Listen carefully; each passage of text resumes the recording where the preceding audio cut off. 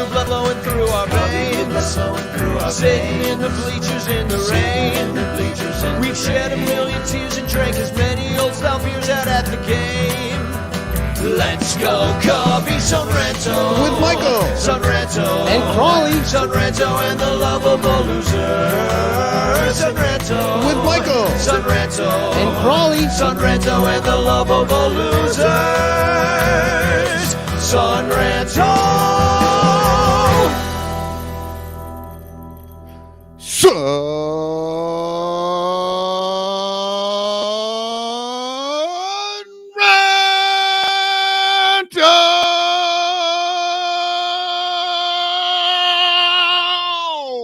Hey, welcome to Rain Delay Theater here. The series with the Rays is not officially over yet. It is the bottom of the sixth right now as the Cubs are losing 8-2. But if there's ever a game that you could just say, well, you know what, let's just fuck it. You know, like they're down by 6 in the 6th inning.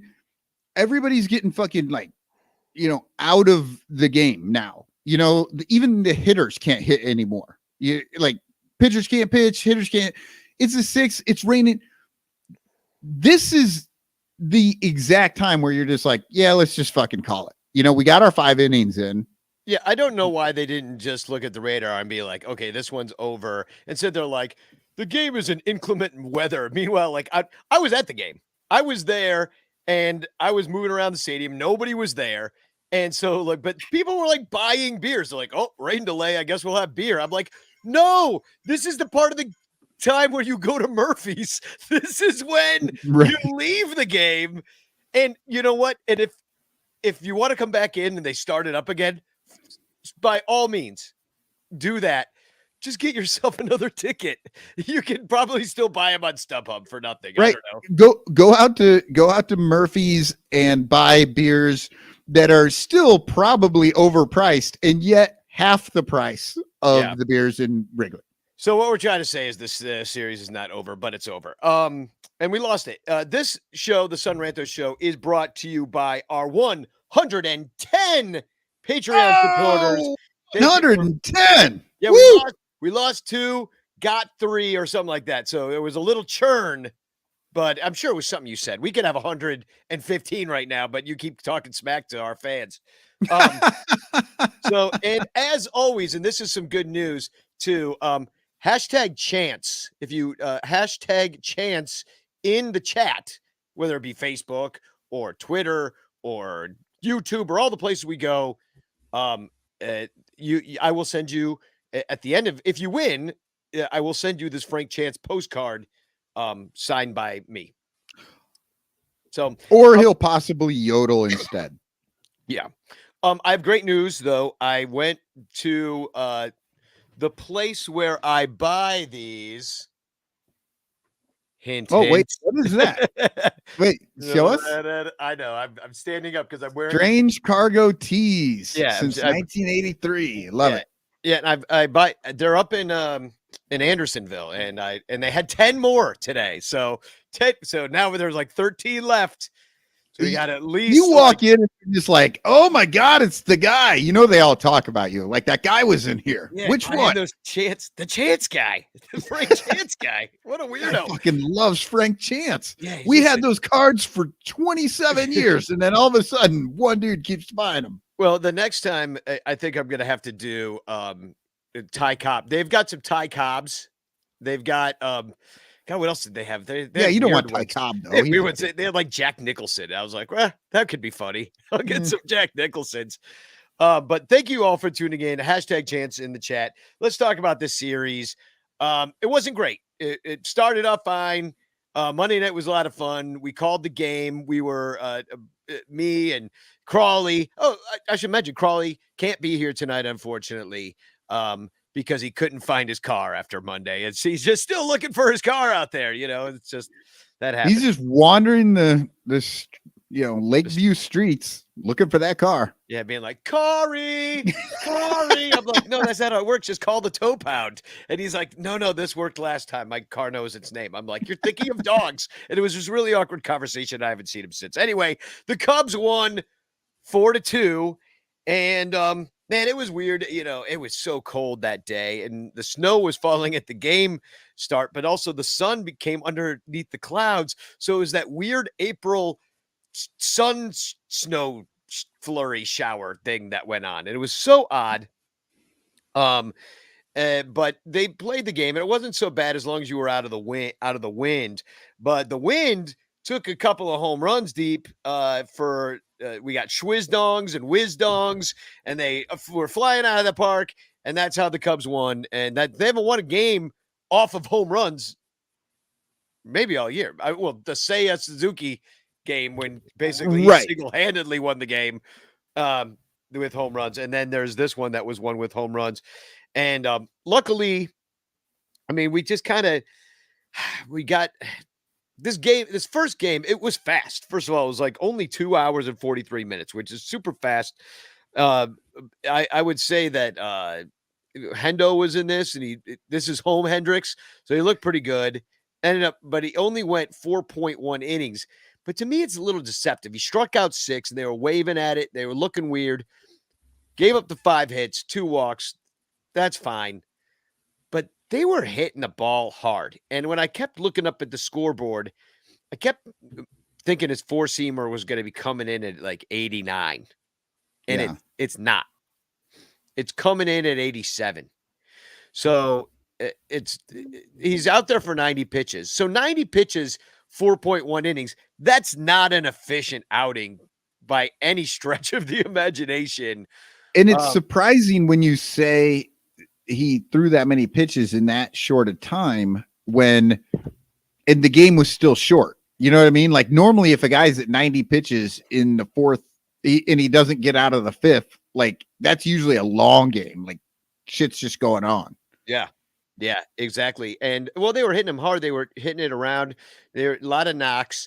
And then Keegan Thompson came in, and oh my God, dude, like he almost pitched as long as Kyle Hendricks did. 3.2 innings, only gave up 1 hit and struck out 5.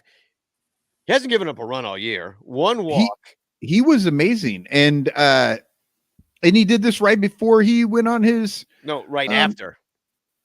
No, but I'm saying he also went 3 innings right before he went on his we're going to call it a sabbatical. Yeah. Well, I love this this Cubs memes. This is right before the sabbatical. The Cubs memes tweeted out Thompson has earned his ... vacation, and there's like a meme of that guy that's like doing he's pointing like real smart. Yeah, like I'm really smart, that gif or whatever. And it says it's got David Ross's face superimposed over it and says, when your reliever is about to serve a 3-game suspension, so you throw him for 3.1 innings and 45 pitches of lights out ball and send him on his suspension way. Yep. And so that's we had him well then he rested pops today back in or Monday. Yeah. He pops back in for 3.2 more. That is 7 innings in 2 outings. That's amazing. I'm loving it. Yeah, and on top of it, David Robertson come in for the save. It was all worked out fine on Monday. He looked really good. Had the 1 walk.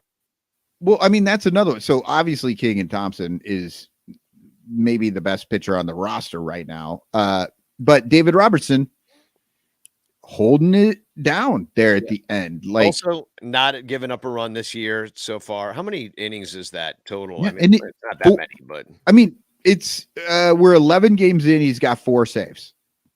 I mean, that's I mean, the only way you get more saves is that you win more closer games, like that's, I don't know. I'm excited about David Robertson. I'm saying like, and who we're going to get for him at the trade deadline. Yes. Yeah. He seems to be, he like you said, what is he? He's 37. Yeah. and he was a closer at one time. And then, but this could be a Kimbrel situation where you bring guy over and you're like, well, maybe he's got something and he doesn't. But no, he seems to have it all under control right now. Now, how long does that last? I don't know, but I'm going to enjoy the hell out of it right now because the reversion to the mean is a real bitch in baseball. Yeah. So, and I do think we should talk about Keegan Thompson. In fact, before it slips my mind, Jose Orlando Mercado, our friend and ranter from Puerto Rico, he goes, I want you guys to discuss whether you think Keegan Thompson should just be added to the rotation. I was like, well, considering we don't have a fourth starter, maybe the fuck yeah. You know what I mean? What is this? Like spot and Sane and pray for rain? Like, sorry, that's a really old reference, but that's like 1940s Braves where they would have like two starters and they'd go every other day.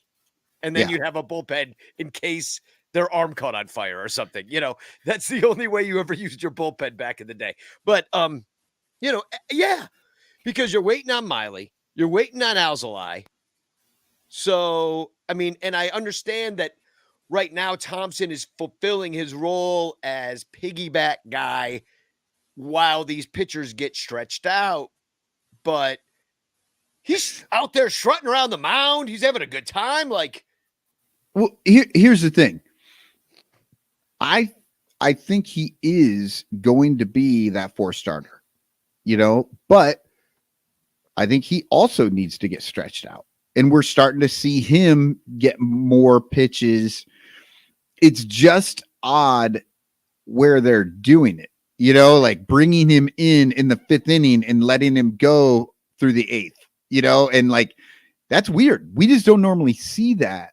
But if you think about, he does need to be there and they weren't maybe planning on him be there. They got to stretch him out too in game situations where he's helping the team. I don't know. It feels like that's what they're doing, is just trying to get him more and more pitches. And then he's going to get out there and start. I mean, yeah. And there's nothing really special about starters these days. If there's no such thing, and the fucking Rays beat us with the opener yesterday. Did they have an opener today? I was on the radio and doing not really. Rasmussen was in there. They opened yesterday was the opener though, for sure. Yeah, David Elliott writes that in. Let's try that opener shit like the Rays did yesterday. They've been doing that for a while. So the Brewers used to do it too till they got those two top line guys, and they still probably do it at the back end. Then you get Thompson for 4.5 solid innings. And then Artie Boucher writes in, speaking of which, should they start opening for Stroh? Yeah, he's not great in that. Well, he did okay. The other one, it was the fourth or fifth inning where he got blown up. Yeah. This one was not good in the first inning. Also looked uncomfortable out there today, but we'll get to that. What else happened in this game? Frank Schwindel's still fun. He's running around the bases with a goofy face, and everybody loves it. He really is, like, he's goofy as shit when he wins. And what's funny is he's enjoying the shit out of the moment and everybody loves it. But a guy flips a bat and sort of like is less goofy while he's celebrating around the bases. Everybody hates him, like there's no difference. It's just that Frank Schwindel has this like fucking funny face and he's smiling ear to ear. And it's just like, he can't believe it. That's what's on his face. What just happened? It's like he doesn't even know he's a professional baseball player. Like in central casting, you cast him as the goofy neighbor. You know what I mean? Like he's like the guy that comes over is like, "Hey, Bill," and everybody's like, "Ha ha!" And he's like, "Oh no, he's here to borrow my power tools." Like just it's like that guy. Well, game officially called, by the way. This just in. Oh. Thank you, Robert Sanchez. This is live and breaking. See, we break news on this show now. Woo! No, I think if it's a baseball movie, right? He's the funny, maybe fourth lead, the guy that like comes in and he's he is in Major League. I think Major League 2. The idiot catcher, the kid who's just dumb as rocks, and all the guys kind of take him under their wing, and he's funny and whatever, but like the show's not really about him. That's Frank Schwindel. You kind of remember him. Maybe somebody recognized him in a bar someday.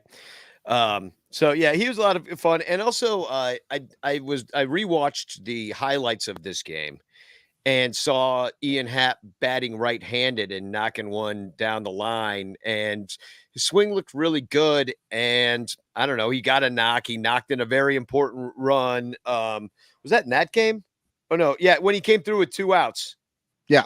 Yeah, and that was also I don't know, people are also making excuses like they do this early in the year when you want things to go well. For say a Suzuki, and I loved his hustle on that hustle, quote unquote double, where honestly, if he's called safe on that instead of out, I think that he stays safe.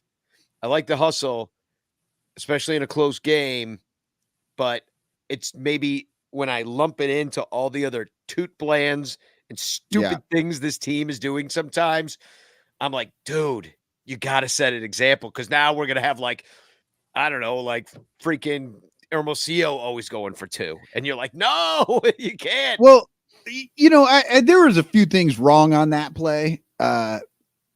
He slid to the inside of the bag directly into the tag. Yeah. Like if he stays on the outside, maybe he's safe. Little hook slide kind of thing. Yeah, but it was that I thought that was a little odd.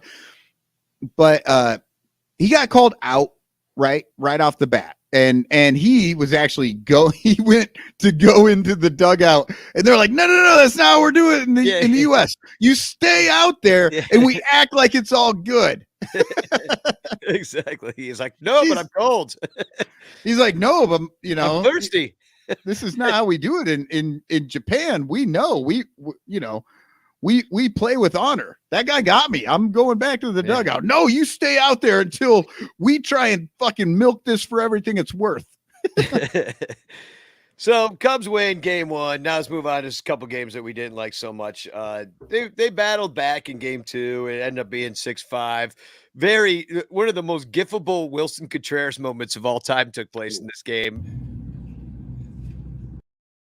I just haven't. I was at the theater. And I had the game on like on the corner of my screen, just kind of watching on the side, just managed to catch that moment. I was like, when Wilson does this throat cutting thing, I'll describe it to the podcast people, but oh my God, dude, like that's brilliant. That was a reaction to, it was a Rosarena, right? Calling himself, I was safe. Was it a Rosarena that slid in? God, I can't remember now. I can't remember because I don't know any of these guys on Tampa Bay. But he was coming in. It was the relay throw, Happ to Madrigal. No, Happ to Horner. Happ to Madrigal. That's what I was getting confused because it should have been the shortstop spot there. But yeah, Happ to Madrigal. Madrigal whips it in there. Willie catches it, makes the perfect tag. I mean, it was great. It was like bang, bang. And they challenged it. But yeah, Wilson knew the whole time. That's why he's sitting there. He's just like making the slash across his throat. He knew it was over. You're dead. I did really enjoy it though. I mean, Wilson is such a great player. I'm really gonna miss him when they trade him in 2 months. It's gonna be very sad. Let's see this game. Let me put up the box score real quick. Offensively, only 5 hits in this game. They made them count. They did have 4 walks as well, including this one. I mean, Suzuki, he walked 3 times in this game. He just walked and walked and walked. Including they didn't want to challenge him. Yeah, including one where he really worked that count. Like he worked the hell out of the count, and then he got the walk, and it actually ended up in a run.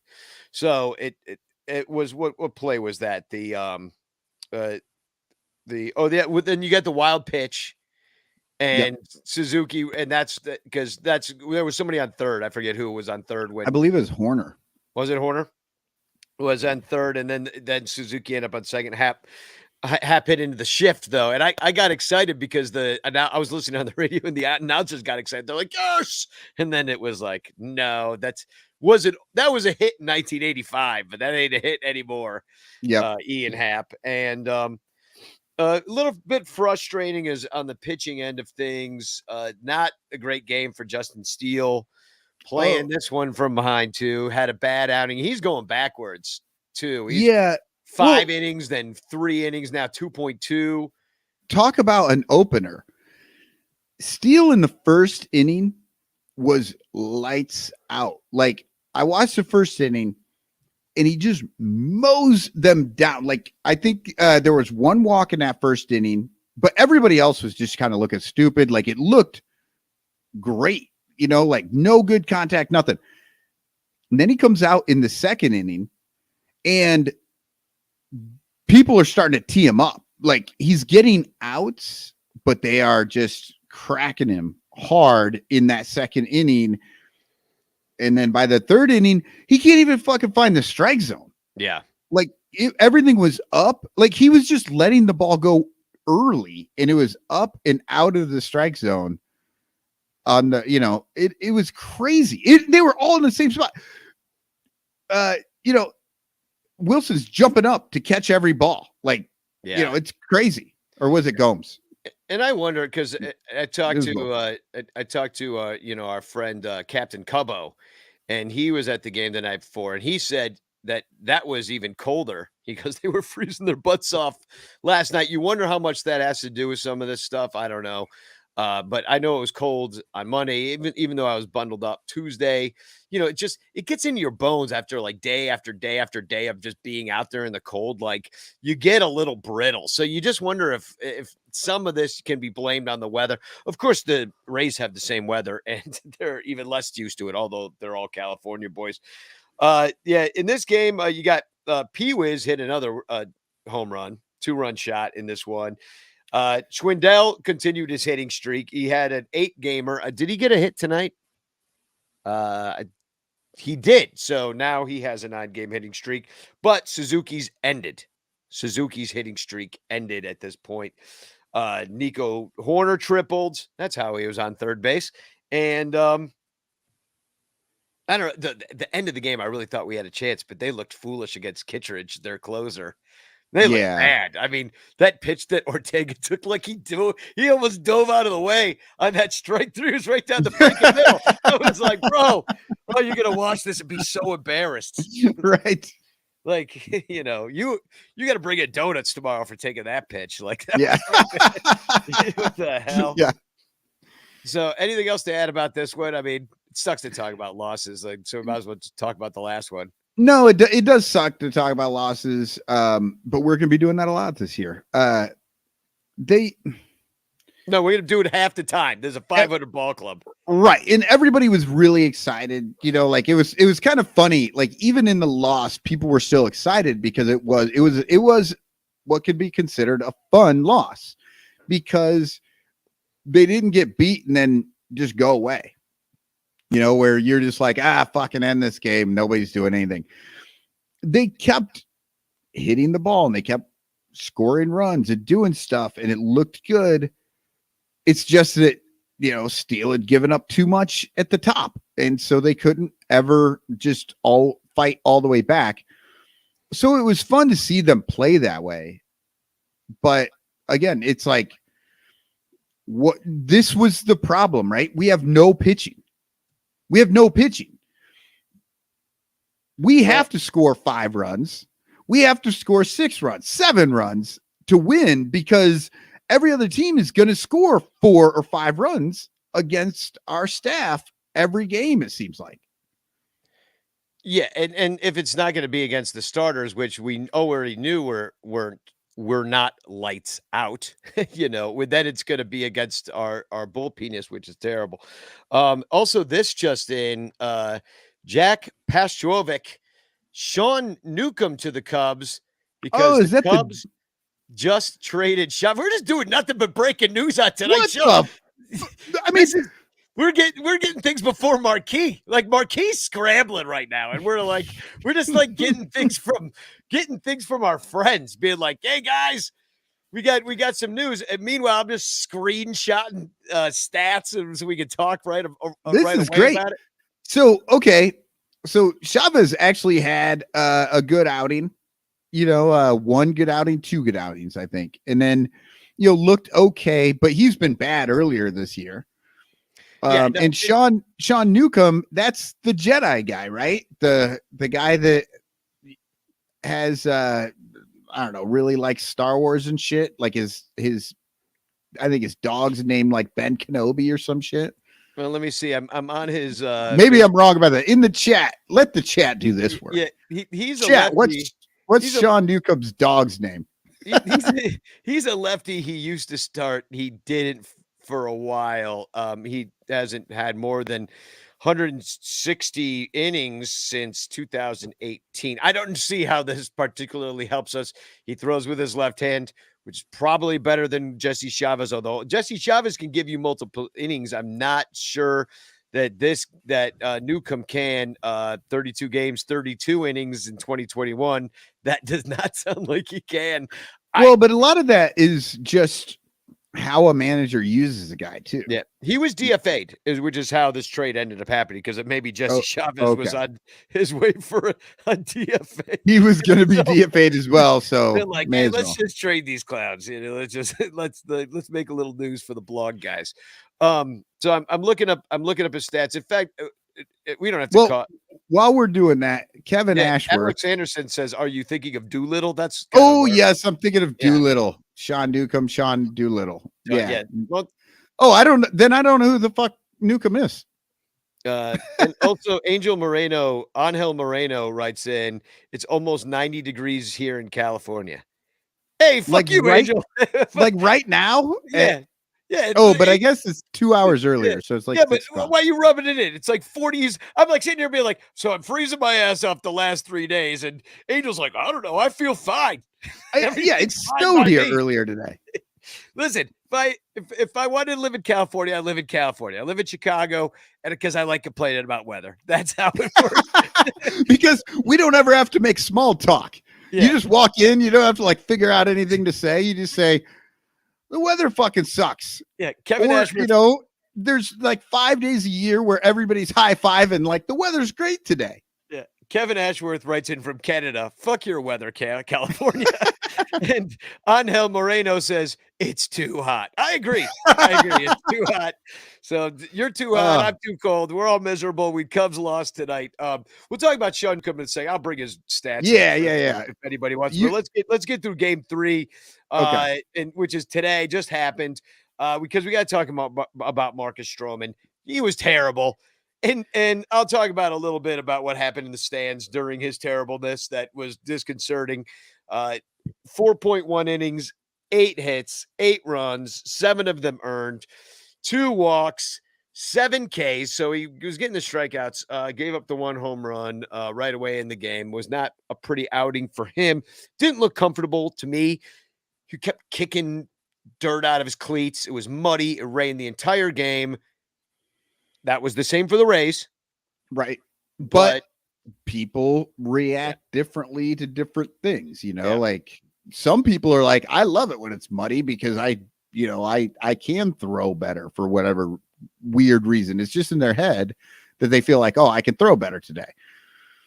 That's the old horse racing, you get a mudder. And if it rains, that horse is somehow faster than the other horses for no reason whatsoever. Yeah. Sometimes. Well, it's wearing galoshes. That's probably why. So, flippers.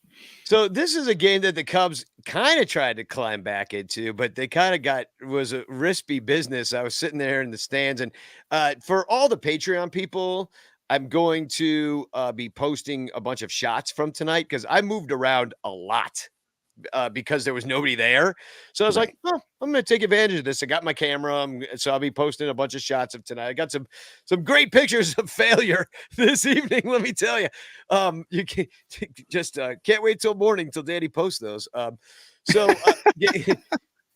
so Cubs with only the 4 hits, but they took 3 walks. They had dudes on, and it seemed just about every inning that they threatened that they were just like a big fly away from making something happen. Schwindel hit a double. That's how He increased his hitting streak there.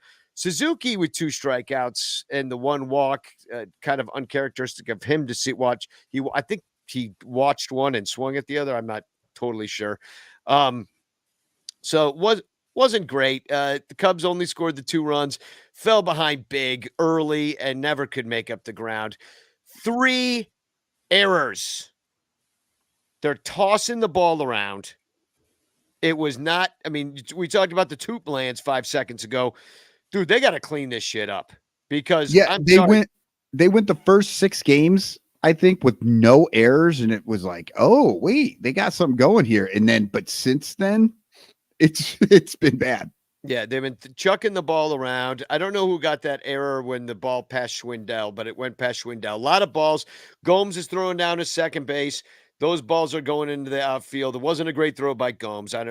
We haven't seen much of Gomes, so we don't know about his arm and stuff, but they got to tighten it up. That was ugly tonight. Yeah. And now let me just say what I've heard in the stands. Okay. So first of all, to the idiot that just yells out to Jason Hayward, "Let's go, Hayward, you fucking bum." That's not really how cheering works, bro. Yeah, and then he left. Just had a word. I left. I'm like, I can't stand this man. I want him dead. So he's like, and then he's like, ha, ha, ha, ha, ha. There's the worst laugh in the world. There's a cough laugh. And I'm like, first of all, that's not funny. What you just said isn't funny. And second of all, don't call people bums who you want to do well. And Hayward is actually doing pretty well this year. Like, this is the wrong time to do it. Yeah, this guy's stuck in like some weird 4-3 mentality that we make fun of at other times. But no, this is not how we're doing this. You suck as a fan. Go fuck yourself. The second thing that I heard was boos for Marcus Stroman. I'm like, dude is out there in the rain. It was not a good outing for him. You don't boo your own dude unless he's done something to deserve to get booed. Just being bad in a game that it's hard to pitch in when it's freaking raining sideways in the cold is not a time to boo him. We just got him. He was fine the first game. He had one game where he blew up in the 4th inning. The Cubs are kicking it around. Like, are you watching the same game as me? Like, 3 errors behind him. He blew up in the 4th inning in Colorado. Now, I know this sounds like we're making every excuse for him, but the dude was in Colorado where anybody can have an inning like that. And tonight, it's raining. It's cold. It's shitty. And he never had a handle on the ball. Never got what he wanted out of the ball. And trust me, he probably knows exactly what happened. And he's still more frustrated than any of us are. Yeah. No, he's going to go in there. He's going to work on it. And he's going to be better. And he's a good pitcher. He's got like a lifetime ERA in the 3s. So he's going to be lights out sometimes, and sometimes he's going to blow up. It did not look good. Did I enjoy sitting there watching him get his ass kicked? No. That's why I left as soon as it started raining hard, because I was like, well, this is over. And so, but come on, don't boo your guys unless they like talk smack about the fans. Then boo the crap out of them because they booed you. You don't really even need to boo the opposing team just for being bad or being good. You know what I mean? Like, it's like, if they're a dick, go ahead. Oh shit! What the guy from the Brewers, the fucking roid head, fish eyes. Oh yeah, Ryan Braun. Ryan Braun's a dick. Like, I don't remember him being booed the way that he was booed until after the whole steroid thing, and then it was just every single time you boo him if you're in Wrigley because you don't forget it. Like, fuck that dude. But yeah, those are the guys that you boo. Like, another player that either he's on the other team and he hits a home run, you don't boo him. You're annoyed, but you can't boo a home run. And then if they're doing bad, that's actually good for you. So again, you don't boo them. Yeah. Well, anyway, that was a public service announcement. Now we're going to take a quick commercial break and we're going to come right back, talk about it. We're going to take some, maybe some questions or comments from the chat. We'll talk a little bit about a couple things going on in the MLB, and then we'll tell you about the Pirates series coming up. We got 4 games with the Buccos that we'll talk about. But first, here's a commercial for our Patreon. This is how we put the show on. It's for the Patreon supporters. If you're not one, you should be one. It's only $1 a month. There's perks at every level. You can get the pictures tomorrow if you join Patreon. So do it, and just stick with us. We'll be right back. All over Chicagoland, there are thirsty, frazzled, overworked Cubs podcasters who are struggling to survive one more baseball season in the dog-eat-dog world of unpaid content creation. But it doesn't have to be this way. You can make a difference. Become a super ranter at patreon.com/sunranto, where your support ensures that poor, sad, pathetic, ugly, loser Cubs podcasters can pay for tickets and beer, and in turn, line the pockets of the baseball oligarch Ricketts family. Just $1 a month can buy a scorecard. $5 a month can pay for guitar strings to write a Cubs song. And $10 a month almost buys 1 beer at Wrigley Field. Cubs content creators are the lowest pieces of pond scum garbage that slither over the face of this planet. But super ranters help them get drunk and screw off at baseball games. What do you get out of it? The Sun Ranto Show delivered to your podcatcher without stupid advertisements like the one you're seeing and hearing right now. Plus, at other Super Ranter levels, you can get Cubs music, access to private Sun Ranto pages, the Ranter calendar, and special thanks and Ranter recognition in our live broadcasts. Plus, eligibility for monthly prizes. What does Sun Ranto get out of it? Your money. For tickets and beer. Go to patreon.com/sunranto. That's patreon.com/sunranto. And become a super ranter today.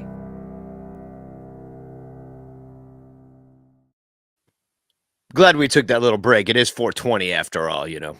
So, it is. Yeah. Happy Earth Day. Happy Earth Day, everybody. Happy Earth Day. And happy Rally Titties Day, too. We're going to talk about that a little bit later on. Because Rally Titties Day was actually on Tuesday. Very important day in ranter lore. Let's take a couple comments from the chat. I was thinking the other day that we should do this. Like a lot of these go by and I don't catch them all. Here's a question from Angel Moreno. He said, do you guys interact with the Chigo guys, the CHGO guys from that pod? I do know all of them. I think Cody and Corey and Ryan and Luke. There's like 20 of them. You don't know all of them. Yeah. Prancer, Dancer, Vixen, Comet, Cupid. I know them all. No, really cool guys have, all the Cub fans we're kind of like a small but close-knit community and we all know each other. So yeah, we do interact with them. That being said, they get paid, so they go to better restaurants. Yeah, they get paid. So we don't see them. Which is why we have that Patreon commercial.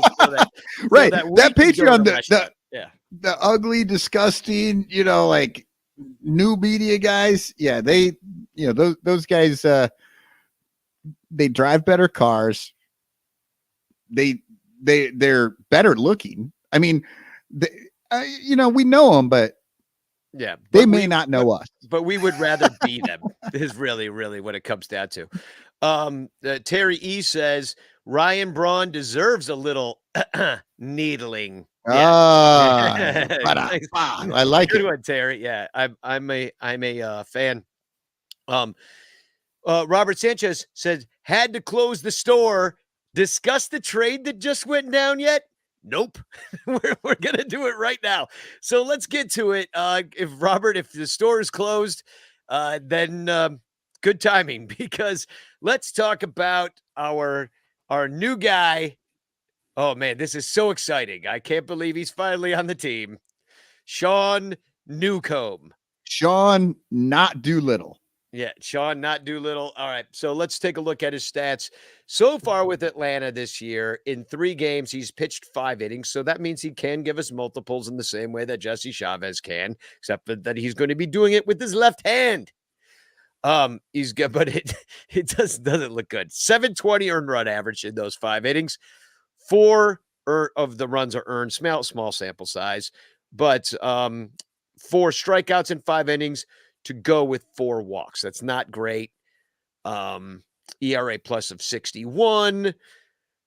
Well, maybe he's getting hurt by his FIP. Not really. 645. It's actually lower than his ERA. Well, he looked like he was going the right direction until COVID.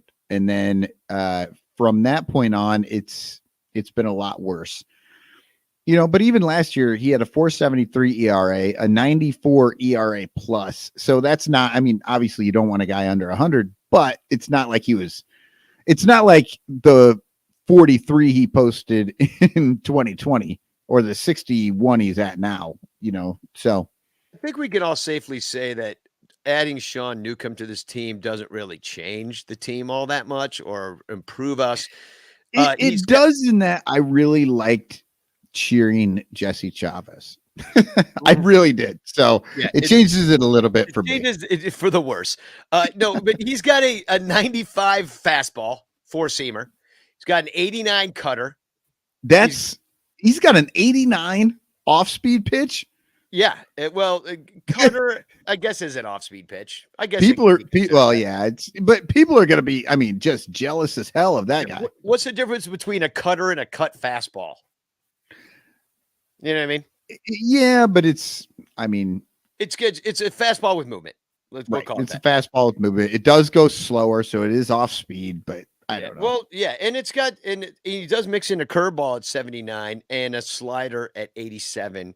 And I'm just reading his Brooks baseball page here. It says his 4-seam fastball is basically never swung at and missed. Great. Compared to other pitchers, this is going to go wonderfully. That is not the scouting report you want to read. Well, nobody misses. Yeah. I just want to get on one of these pages and be like, this man is terrible and shouldn't be pitching in the major league.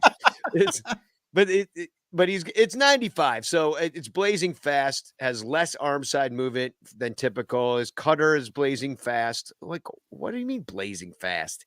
I guess it's kind of fast for a cutter. 89.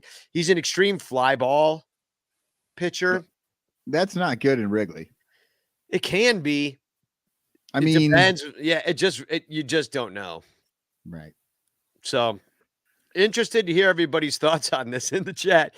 What do we got here so far?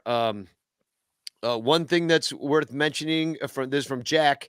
One thing worth mentioning is that he's not a free agent till 2025. So they must see something he used to start. He's a lefty. Is this a Smiley situation? He seemed to have missed a lot of time. I didn't look into his injuries. If anybody wants to look into that and post it in the chat, that'd be fine. They got, I guess you take what you had of Chavez that you only had this year. You had Chavez for 1 year. Yeah. And then, yeah. Well, and like I said, prior to 2020, when the world went to shit, he was moving up. He was getting better. He had 101 and like 105, and then he was at like 140 ERA plus. Like he was getting better. Things were going well. And then he lost his shit in 2020, which plenty of guys did. He only pitched in a few games, it looks like. And then last year, he's 2-0, 473. Like, I don't know. He just didn't pitch a lot. So he's a reclamation project, probably, or maybe they just kept sending him down to AAA. I don't know exactly. That looks like it too. No, that looks like it was more of a AAA thing. Right shoulder inflammation. This could be a pitch lab fucking special right here. All right, here's our Jake Arrieta. Jake Arrieta just happened, and it's Sean Newcomb, and I'm not going to call him Newcomb, But Don Newcomb was a hell of a pitcher, so maybe he's just like him. It's Don Newcomb's illegitimate love child. Yeah. Yeah. So, see, Angel Moreno says, I listen to Cubs on Tap, Cubs Brawl onto Waveland, The Rant Live, and others I can find. But you guys are my favorite. Well, thanks, Angel. Thanks, Angel. That's and awesome. Also, is it Angel or Angel? Because I don't know. Yeah, we could be fucking that up, but that would be par for the course. Well, if I say it in Spanish, it's Angel. If I say it in English, it's Angel. So that's all I'm saying. And if you say it an idiot, it's Angle. All right, I got some stats for you. Hold on. Kevin Ashworth wants to know what you're drinking. I love this wine. Malbec from Alamos. It's a great wine. It's from Argentina. I'm a big fan of Malbecs. From Argentina. Malbec. Okay. It's a heavier wine. It's a little darker, little more syrupy. I like this one. I want a dark wine on a rainy night like tonight, and on a summer day. People hate me for this, but I'll get a Pinot Noir and I'll put some damn ice cubes in it. Just like it's a grape juice. And people are like, "What are you doing?" And I'm like, I like grape drink. Grape drink. But yeah, and I had first off, I had a compensation. They were asking me. No, they were asking me too. Compensation English mild ale. I'm kidding. Pretty good. Dark beer. And now I'm drinking Guinness because I'm out of that. Yeah, that sucks when you're out of the one beer and that you really liked it, and then you got to go to the back of the fridge. Like, what do we have left? They're like, we have this from St. Patty's Day. I guess I'll drink this. I got some freaking neon green freaking tropical bottled thing from a party this summer that nobody has touched in my fridge, and I'm like just waiting for somebody to be like, "Oh, I love these." Never happens. All right. I got, our good friend, Michael Cerami has been on the show many times. And I used to do Outside the Ivy with him. Great guy, great friend. And he tweeted out some stats today that he took down from Fangraphs. So check this out. It's the 2022 Chicago Cubs offensive rankings. Average of 266. This is as of this morning. Third in Major League Baseball. OBP of 349. Second in Major League Baseball. Slugging 437. That kind of surprised me. Fourth. WRC plus of 126. That is second. Yeah. K-rate, that's the 10th best. 20%. So what you're saying, Danny, is that Jed finally fixed the offense.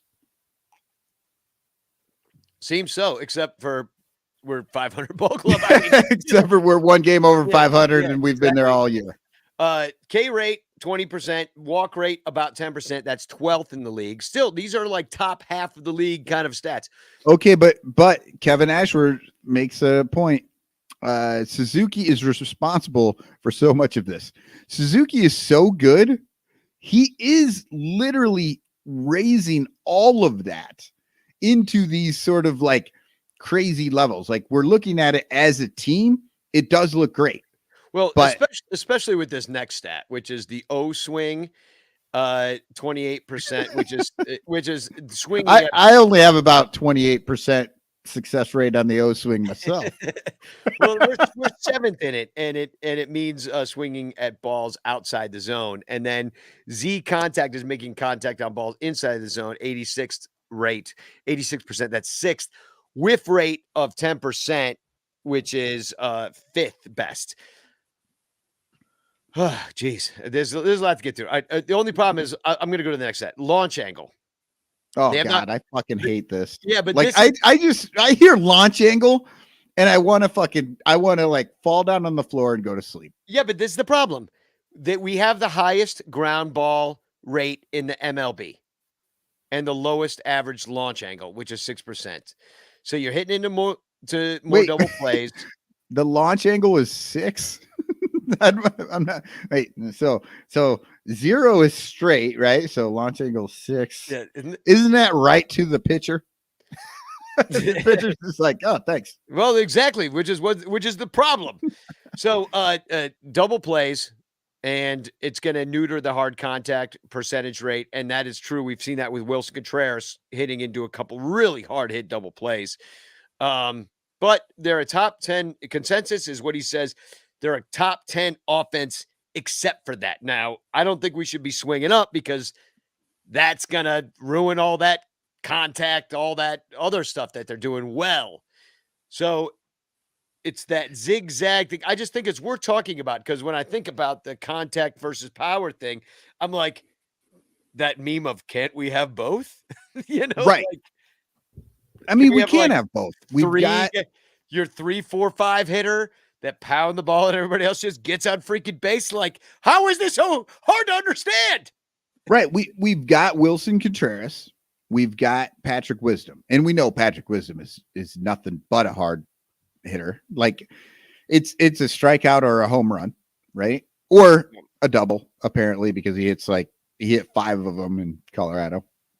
But yeah, that's the team. And Suzuki actually has both, right?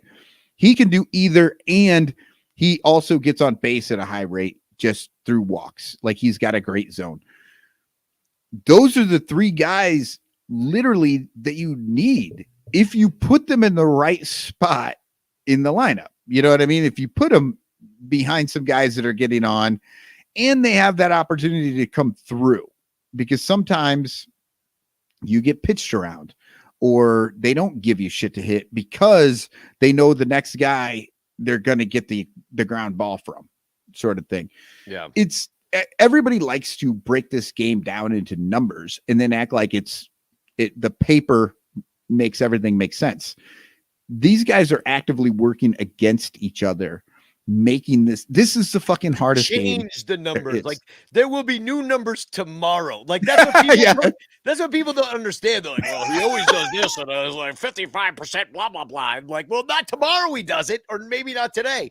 And granted, you can see things, and it's interesting because I've talked to a lot of people about it, including Michael Cerami, about what he considers a predictive stat versus what he considers to be like a back looking kind of stat where it doesn't matter what he did then, like how many home runs did he hit when he was 32, like, and now he's 48, well, obviously not going to hit any now because he's 48 and out of the league. Because he's 48 and he's a pitcher, apparently, a left-handed reliever.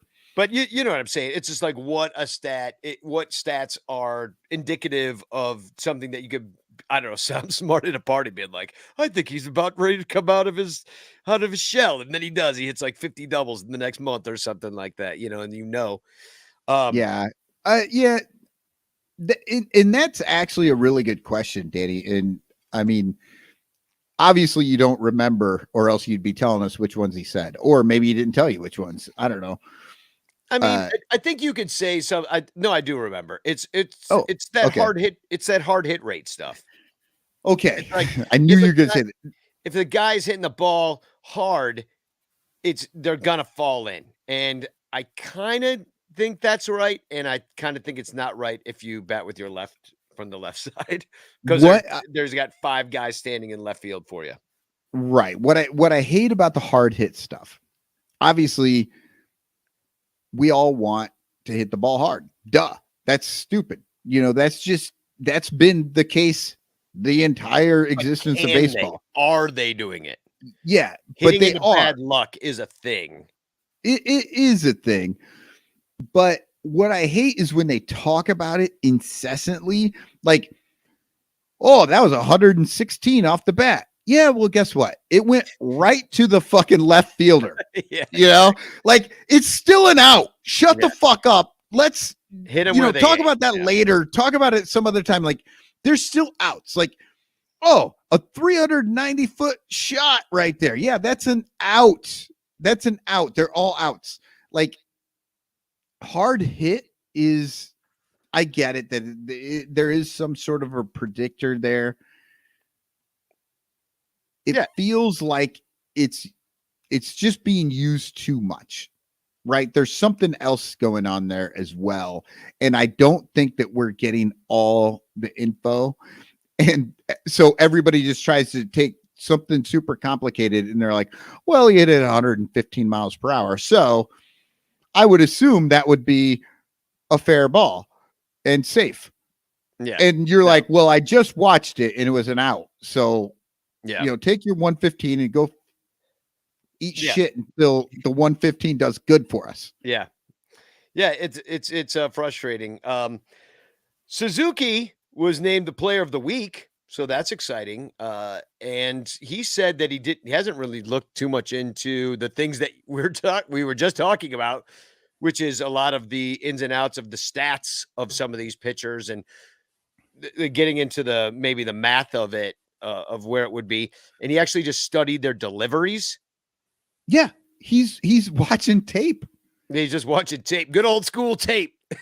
He's watching tape and he's getting out there and he's looking at stuff and he's finding stuff and look, I may come off as a curmudgeon sometimes about these numbers or whatever. The numbers absolutely have their place and you need to take them into account, but you also need to take them into context. And that's where I feel like a lot of times they're taking them out of context to say something that maybe is not there. And at the same time, they downplay what Suzuki's doing. The numbers are happening. They're just happening in his head in a different way. He's looking at something and he's finding something in the tape or when he's facing a guy. And the great players have always done it without benefit of, all the spin rates and all these other things to try and figure it out. And honestly, the numbers are there for him when he needs them. That just makes me absolutely more excited about the guy because he's just like, I'm seeing it already. And then I can find out the numbers later that just back up what I'm already seeing. Yeah. Well, exactly. It's because you're looking backwards, like you're almost explaining the past of what a guy did or is with his numbers, but you're not necessarily predicting what he'll do in the future. Although a lot of the times he's kind of that guy always. Excuse me. You know what I mean? So, sorry, I just made the weirdest noise of all time. It's like, so everybody's going to rewind that play back to me. The other thing that I thought was interesting, very Cubs related, is our man, Jake Arrieta, finally hanging it up. I mean, this is a case of probably should have done this a while ago. Who do you think's going to help him move? I think well, I don't know. He's the one with the moving company. You think he would know?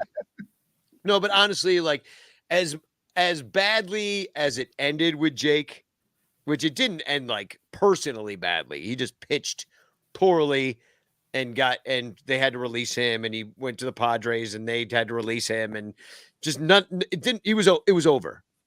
Right. And he tried to hang on, which why not? You're that guy. You're going to try to spend as much time in the bigs. If somebody's willing to give you a contract, you're going to take it. But, before Jake Day turned into Joke Day. Yeah. That was, honestly, some of the best. The filth that man threw. We identified it on the show. We were like, all they have to do is not swing at it. And they will walk. In one of his no-hitters, he walked 9 or something, like something terrible, like against Cincinnati, right? Yeah. So they didn't know what to do. It was like that game when what's his name? The guy at LSD pitched the no-hitter. Oh, Doc Ellis. Yeah. Doc Ellis, yeah. They're just like, well, they didn't know where it was going because that ball just did crazy shit. Right. And he won the Cy Young, and he was just freaking awesome. And that was the greatest trade in Cubs history, where he came over with Pedro Strop. Oh my God! Yeah, when it's like, oh my God. When you add in Strop to that, obviously Jake came in. Jake was in 2014. at the end of 2014, under the tutelage of Chris Bosio, was starting to show. He was going 6 and 7 innings of no-hit ball, like a lot of his starts. Like you were watching him a lot in 2014. Nobody else was watching him, right? Because the team sucked. But he was one of those guys that after he came over, you started to see something. And he was one of those guys that made you go, oh, wait, the Cubs are onto something. The Cubs really might be turning it around. And then, of course, in 2015, 2016, like 2015 was one of the greatest, second halves of his season you'd ever see anywhere. You know, it was amazing. People are commenting in the chat right now. Bernie Barron. By the way, Bernie, thank you so much for the beer the other night. When we were calling the game on Monday, Bernie Venmo'd me $25 so I could buy a round. And that's awesome. And I didn't. I made Crawley buy it, which is why he's not here today. He's still mad about it. So I didn't give him the money. I just pocketed that shit. It was great. Angel Moreno says the best Jake moment was the 3-run shot off a Mad Bum. And, was in the NLDS. playoffs, NLDS. Yeah. The only frustrating part about it is they eventually lost that game. But that was, I mean, obviously, I love homers by pitchers. What? They didn't lose that game. I think they did. No, that was the game they won. And then they were about to lose the next game in San Francisco. And then they managed to win it at the end. That's the Ben Zobrist double in the when they won it in the 9th, they were down 5-2, and then they came back. Okay. For some reason, I was thinking that Jake home run ended with a loss on that day, but I could easily be thinking of a different game. It was a long time ago. It was like 7 years ago. That's what I'm saying. It's not 108 years, but it's still like getting to it. I know. We're crawling up on a decade here, and we're still fucking talking about this team. Well, I'll always remember John Pickus being like, "What are we gonna do?" when he was all drunk. Look at those flags flying there in the distance. Pretty much that's the plan. David Elliott says people used to bitch because Ichiro Suzuki had so many infield hits. Like his hits were less valuable because they didn't leave the infield. Who cares? He hit the ball and got on base. That is baseball at its most basic level. Yeah. Right. Now, if you want a guy like Ichiro on your team, you put him where you should put him so that you have a great place for a guy who's just on base all the time to be in front of. Yeah. So just don't put him on base in front of a ground ball hitter who's going to now hit into a double play. Well, and what sucks is that a guy like Ichiro hitting those balls, you're going to have the stat head saying, well, that's not sustainable. Yeah. And that's where the paper gets in front of the person. You have to look at who you have. And sometimes it works out. I mean, we're talking about Jake here over 15 and 16, how dominant he was. He got $126 million offer that he ended up going somewhere else for, or whatever he did. I can't remember what his contract things were, but it wasn't predictive. It wasn't predictive in that situation. And I think, I don't know, maybe somebody in the Cubs front office knew that. Well, that is the perfect segue to the last topic of this section of the show. Then we're going to do a commercial and preview the Pirates. And that's because Jake was good and then he was bad and ugly. So this is a little bit of good, bad, and ugly. And I love going to the MLB shop because there's always new Cubs gear. Like, that is one thing I will say. They are giving the designers work. Like these now, it's not always great. Like if you ever look at high fashion, like I used to live in New York City, and they used to do these things called sample sales where you could go to a special place and you could buy the high fashion items that were in fashion shows, like that the models wore, like Didn't really work out for me because I'm not model size person. So, but I had friends who were, and they would go down there and find some great stuff. But it was weird clothes. Where'd you get that? Well, I got it at the sample sale. Everybody knew what it was. Well, MLB, I think they're employing some of these weird clothes people because some that I really like. And here's the good. I'm going to put it up there. This hat is sold out, so you can't even buy it. Michael, what do you think of this hat? And do you want to describe it to the podcast listeners, or do you want me to? The thing that jumped out at me right away was that there's a Big League Chew pin attached to the top of it. I don't know if that actually comes with the hat or not, but it's just a pin. But it's weird that they're selling a hat with a pin on it. Well, there's also a patch with it's like a BLC kind of all like NY New York Yankees style where I was kind of wondering about that as well. So is it, I mean, that could go any way. It could be LBC, it could be Long Beach, California. It can be, and please comment on the chat on this hat. It's a flat brim fitted hat. It's got a pink brim, light blue. Now, hat. is that pink or is it just a bad picture and it's red? If it's red, it's I actually like this. If it's pink, no, I don't like this. I think it's chewing gum pink. Ooh, you think that's the Big League Chew chewing gum pink? Yeah, I do. I'm gonna go with no on this. We got Bernie saying ugly. We got Guy Serious, fugly. He went full on fugly. That's the bass player of Bleacher Bum Band, by the way. Yeah, so he's gonna hate it when I wear it on stage. I'm just hoping it's a bad picture. If that's a red bill, if that's red instead of pink, no, it's pink. I think I'm good with this hat. But yeah, well, no, it's pink and it's pink. That's not good. Now the logo is it's the 1914 aardvark, as Danny calls it. Yeah, the bear holding the bat incorrectly. I am fascinated by that logo. I'm like, I understand that you paid nothing for somebody to design that logo. It's probably like they probably got it from orphan children. This is like 1912. They're like, hey, we'll take this drawing that this poor orphan that died yesterday made after he came out of the mine with black lung. Oh, it just fucking dawned on me. BLC, Big League Chew. Are you fucking serious? Yeah, I did not fucking get that. Did I not mention that before? No, you did say it, and I noticed the pin, and yet I was sitting here this whole time looking at it. I'm like, what the fuck is? Dude, well, what have you been doing this 420? It's partially because you don't know. Like, if you take that Big League Chew pin off there, they don't know it. You don't know what order those letters are supposed to go in. You don't. It could be LBC, it could be CBL, it could be BLC. I mean, a BLC is a great sandwich. Bacon, lettuce, and cheese. Carrots. I don't know. Carrots. Yeah. Now here's the good. Here's late stage Jake here in hat form.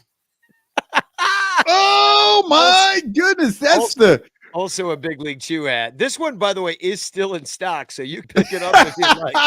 The other one, is not. So for the podcast listeners, it is a watermelon. It is green with red stripe, pink, like bubblegum pink stripes, a bubblegum pink Cub C on it. Yeah, and it looks like it looks like somebody put a pink bill on a watermelon, and now they want you to put it on your head. Yeah. So, unsurprisingly, nobody bought this hat. It is very, very available.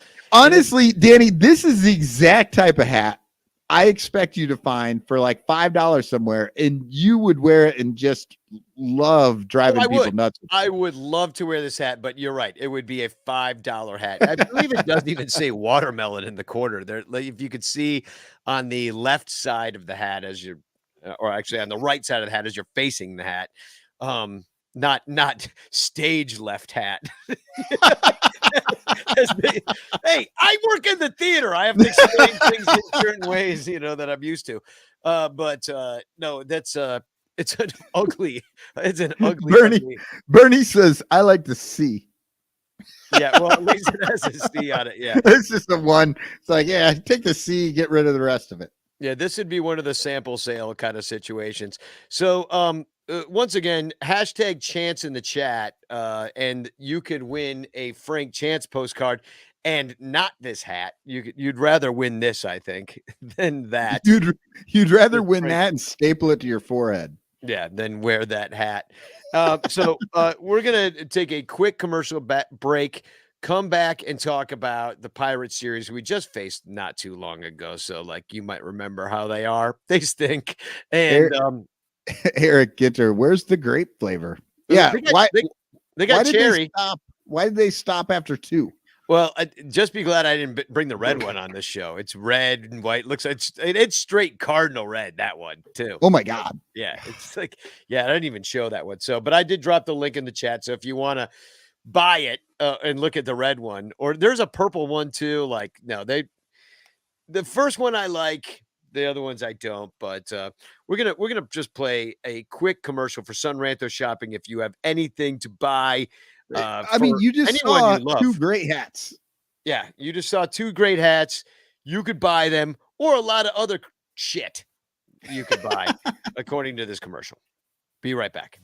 If you're like most Americans, you buy shit. Lots of shit. Sometimes you buy shit for other people. Sometimes you buy shit for yourself. And sometimes you buy shit you have to buy just to stay alive. So why not buy shit through the Sunranto affiliate? Links at sunranto.com/shopping. We've got tons of shit you can buy.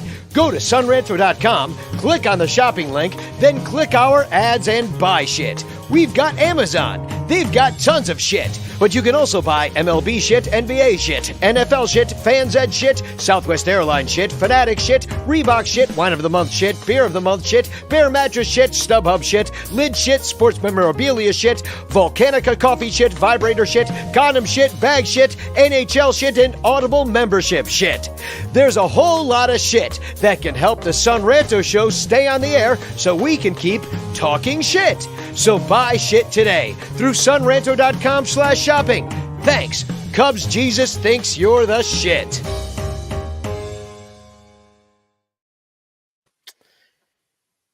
All right, I'm back.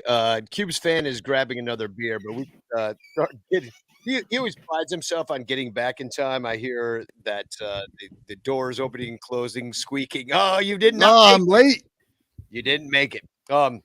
Damn it! I had to run to the porch fridge. I got a fridge on my porch that has the beer in it. In Chicago, that's just called your porch. You don't need a fridge because mostly it's gonna stay cold out there. Oh no, the fridge, I just put it out there because I cleaned my garage on the one nice day last week, and then I put the fridge out there. It is not plugged in. It just has beer in it. Okay. And it's been staying cold. So we faced the Pirates already. We split 2 with them. We won 2-1. We lost 6-2. So the run differential will tell a different story than a split. Yeah, they're not a great team, but I would call them an up and coming team. Like it's not like they have nobody. Where are they at in the standings right now? Because I believe they're in 4th. Last I looked, they were in 4th. I looked the other day and they had the same record as the Cubs. And they were listed in 4th, but they were the same record as the Cubs. I'm looking it up right now. I don't think that's true anymore, but I'm just saying. Pittsburgh right now is in 4th place. We're in 3rd. We're 6-6 at 500. Cincinnati 2-11. I can't wait to have Billy DeVore back on this show from the new Nasty Boys Reds podcast, where I just like laugh in his face. They have lost 9 in a row. Did we know this? 9 times they've lost. They're already 6.5 back of St. Louis, who is 7-3, and Pittsburgh is 5-7, just a game behind the Cubs, who are 6-6. So they're not doing too terribly. I think that the Pittsburgh Pirates have a surprise season in them soon. This might be the one because they went 500 or something. I was just going to say 3rd place is going to be a surprise season for Pittsburgh. Exactly. I'm not going to say a surprise season like they won the World Series and everybody thought they would lose 100 games. Like, it's not what I'm saying. I'm saying that the Pittsburgh Pirates will surprise everybody by doing better than what we thought they would do.